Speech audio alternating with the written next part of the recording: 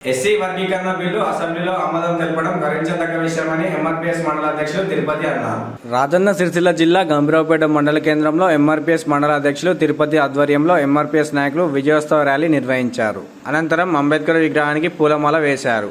ఈ సందర్భంగా వారు మాట్లాడుతూ ఎస్సీ వర్గీకరణకు మద్దతు ఇచ్చిన అన్ని రాజకీయ పార్టీలకు, ప్రజా సంఘాలకు, ప్రజాస్వామ్యవాదులకు ప్రత్యేక ధన్యవాదాలు తెలియజేశారు.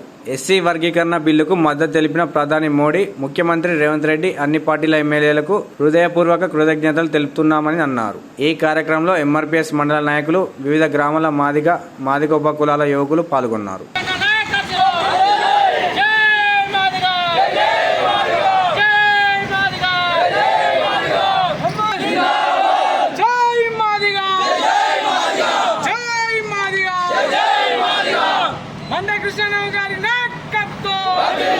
గంభీరావుపేట మండల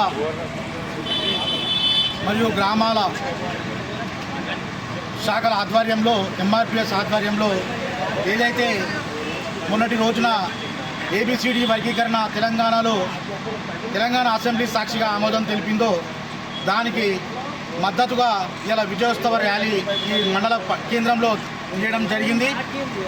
అయితే నిజంగా ఏబిసిడి వర్గీకరణకు మద్దతు ఇచ్చినటువంటి ఏ రాజకీయ పార్టీ, వివిధ రాజకీయ పార్టీలకు మరియు ప్రజా సంఘాలకు, ప్రజాస్వామిక వాదులకు 30 ఏళ్ల కళ, దాదాపుగా 70 ఏళ్ల ఆకాంక్ష, 30 ఏళ్ల కళ, 30 ఏళ్ల పోరాటం ఈరోజు సాకారమైనందుకు నిజంగా మాదిగ జాతి, యావత్ భారతదేశంలో ఉన్నటువంటి మాదిగ జాతి గర్వించదగినటువంటి విషయము.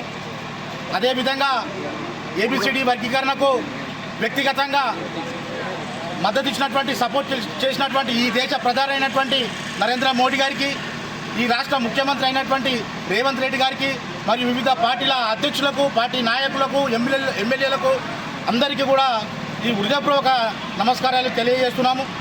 అయితే ఈరోజు జరిగినటువంటి ఈ వర్గీకరణ ఏదైతే ఉందో అది వెంటనే అమల్లోకి తీసుకొచ్చి రానున్నటువంటి ఉద్యోగాల ఉద్యోగాలు ఏవైతే ఉన్నాయో దాంట్లో చొరవ తీసుకొని, రేవంత్ రెడ్డి గారు చొరవ తీసుకొని ముందు ఈ వెంటనే ఈ యొక్క వర్గీకరణ బిల్లుని పాస్ చేసే విధంగా, అమల్లోకి వచ్చే విధంగా ప్రయత్నం చేయాలని సందర్భంగా కోరడం జరుగుతుంది.